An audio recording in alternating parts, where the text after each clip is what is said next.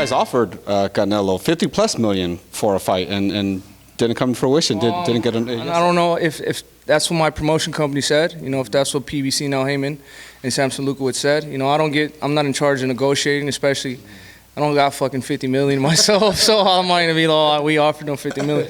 I mean, PBC, I'm sure the 2-fight deal was with Charlo and then with me. So I'm sure if they were competing against Daz, and I'm sure they had they believe in me, they believe in Charlo. So I'm pretty sure the numbers up there were high. I know for a fact there were more than 85 million. So I mean, if people don't want to believe it, if they want to believe it, they don't want to believe it. Doesn't matter. It's facts. That's what happened. So. Yeah, that's the thing with that. Well, what do you think that says, maybe on Canelo's side, that it was probably more money going to the PBC route, fighting you and Charlo, and instead of Bivol and Triple G, which it seems like he's leaning towards? To be honest, bro, I don't even know, and I don't even want to speak on that. Whatever decisions he made as in his team, that's what they made. I have nothing to do with their team. The only thing I got to worry about is myself. I got the interim title fight coming up, and that puts me into a closer position into either securing a fight with Canelo or with another top, Bivol Andre, making it a unified interim title fight. So that's my only interest right now. Whatever happens with them, I let people talk and say whatever they want to say, and I'm pretty sure they'll come out the reasons why. And it's still not even a done deal yet. We don't even know. I mean, I don't know myself. I don't know what's happening in that. But I think when it comes out, everybody will know. I'm pretty sure they'll have an explanation for it. But I'm handling myself. I'm staying in low key, taking care of my business, working. I'm working on a lot of stuff. I've been training already for a month. Got 3 months left, so I'm grinding right now, and that's all I could tell you. Yeah, you're definitely grinding your ass off in here in this hot ass room. Just another subject I want to talk about. I talked to you a couple of weeks ago. We talked about how you've asked Samson for all these guys. We talked to Caleb during the Thurman Barrios week, and he said supposedly that Samson is the one that said no about you two locking horns. Any comment on that? If they would have given me a contract to fight Caleb Plant, I wouldn't have taken it. You know what I mean? I mean, that's what I'm saying. There's a lot of he said, she said, man. I didn't get no contract. If I would have got a contract with Caleb Plant, I, of course, would have taken it 4 years ago. You know what I mean? I would still take it now. I mean, why not fight now? I mean, he's talking all that shit. He just got his ass knocked out. So why not come back? Maybe if he's so good, like you said, he just make a point and come beat me. He can't do that.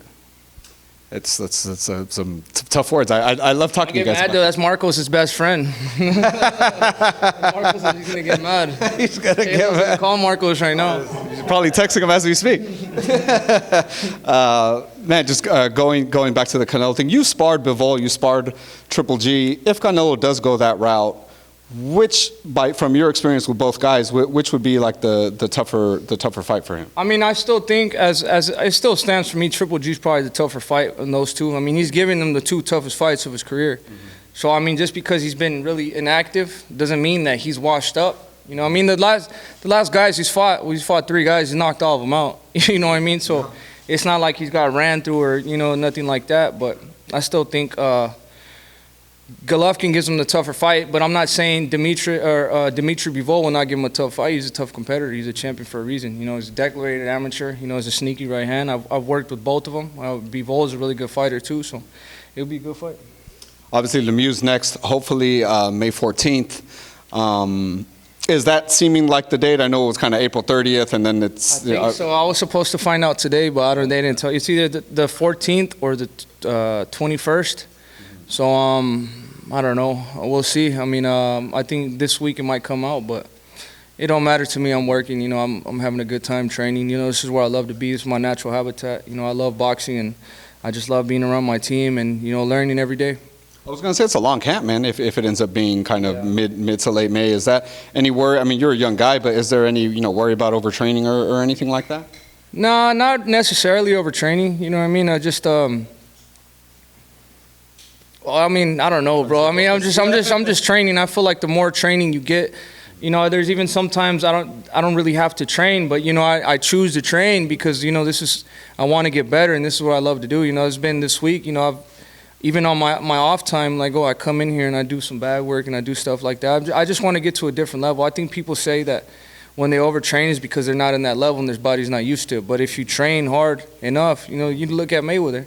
Some people might have said he overtrained or whatever, but he's on a different level. It's not that he overtrained; he's just on a different level, Right. and that's kind of what I want to get to the point I want to get to. You know, I've been training for a long, long time, and these last 5 years, 6 years, I really dedicated myself where I train 3 times a day, a total of like almost 6 hours. You know, so my body's used to it already.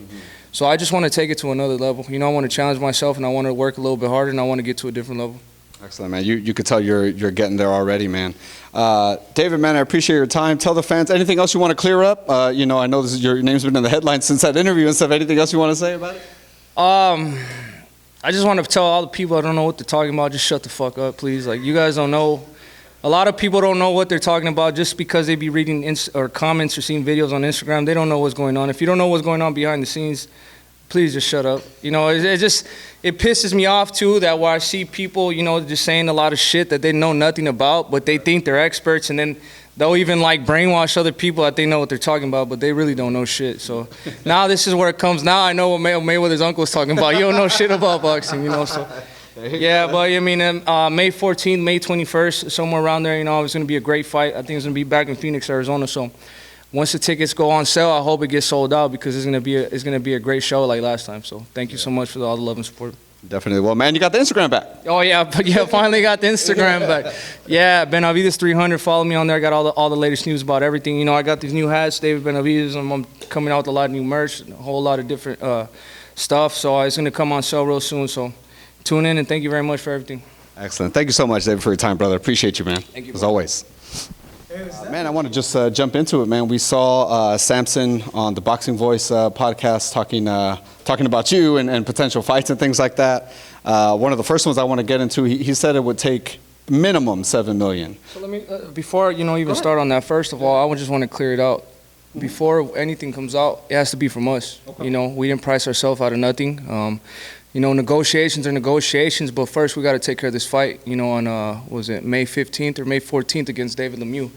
I mean, obviously, that's what goes into negotiations. I don't think you get the first number that you always ask for, but I didn't price myself out of nothing. And, you know, the fight like that, it's not even being negotiated yet. You know, it's only in talks right now. So, first of all, we got to take care of David Lemieux. I think that fight is lucrative on both sides for PBC and DAZN, you know what I mean? But first, he has to take care of his opponent, and I have to take care of my opponent.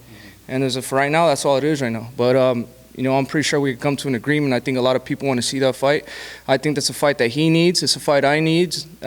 So, you know, I think it's a possibility of making the fight happen. But as of pricing myself out, nobody's even, you know, it's only talks right now. You know, and you know what I'm saying? So nobody's priced themselves out. But I think we will come to terms. But we both had to get that win first.